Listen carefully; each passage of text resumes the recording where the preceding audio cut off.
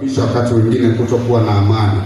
Wakati mwingine tunaweza kawa tulikuwa na hatua mbili mbele, lakini kwa sababu ya vile tunavyokutana navyo vinaturudisha nyuma.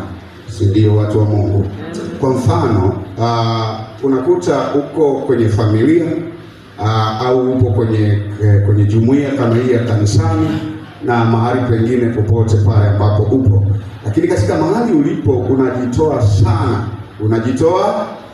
sana kwa hao watu. Sawa? Iwe ni kwa familia yako, kwa mjomba wako, kwa shangazi yako, kwa binamu yako, kanisani unajitoa sana, yani unatumia nguvu zako kuhakikisha kwamba mambo yanaenda, si ndio? Yani unatoa muda wako. Wakati mwingine kuna vitu vya kwako binafsi unaviahirisha ili ufanye vya watu wengine, ili angalau waweze kufika mahali fulani, si ndio watu wa Mungu? Lakini matokeo yake baada ya kujitoa hivyo, unategemea kwamba kwa namna ambavyo najitoa hawa watu bila shaka nitakuwa niko pamoja nao.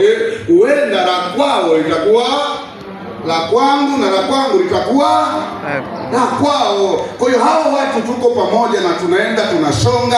Hawa ni ndugu zangu, rafiki zangu, wapendwa wangu. Nikiwa na shida yangu wataweza kushiriki, lakini matokeo yake unakuta si vile unavyotarajia wewe.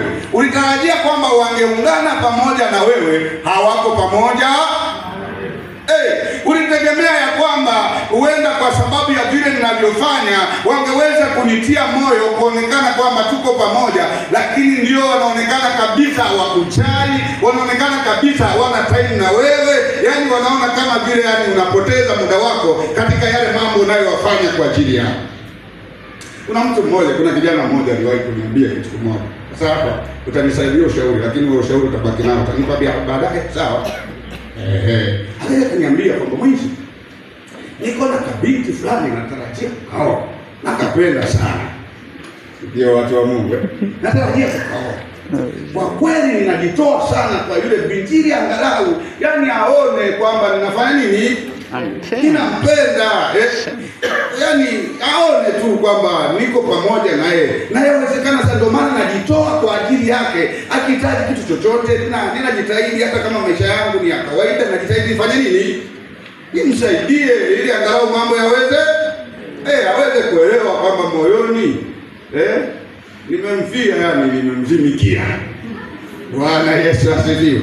Lakini mwingi kwa kadri ninavyoendelea kujitoa, badala ya kuona yule binti anakuwa pamoja na mimi, naona ndio anakuwa mbali.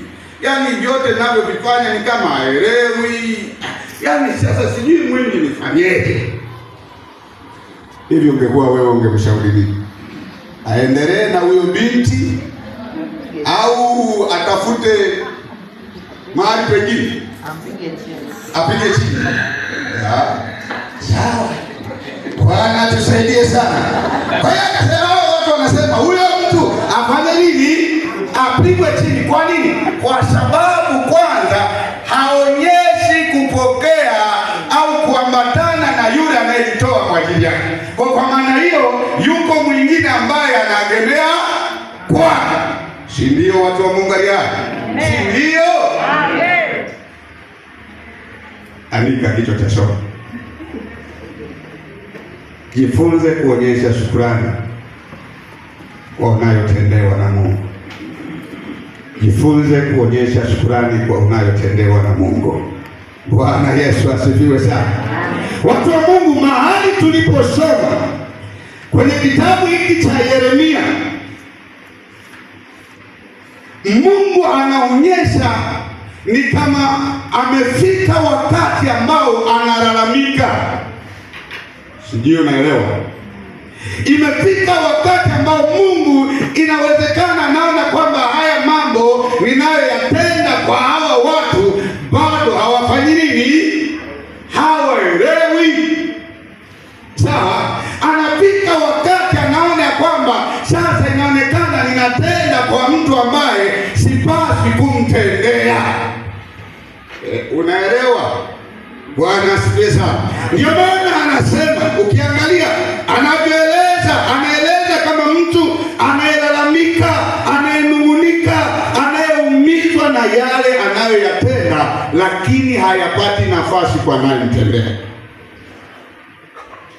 Yaani anampenda mtu, anampenda mwanadamu, anamtendea mema mwanadamu, anamnyeshea mvua mwanadamu, anamwekea wakati mzuri mwanadamu, lakini huyu mwanadamu inaonekana anaona kama Mungu hakuna nacho.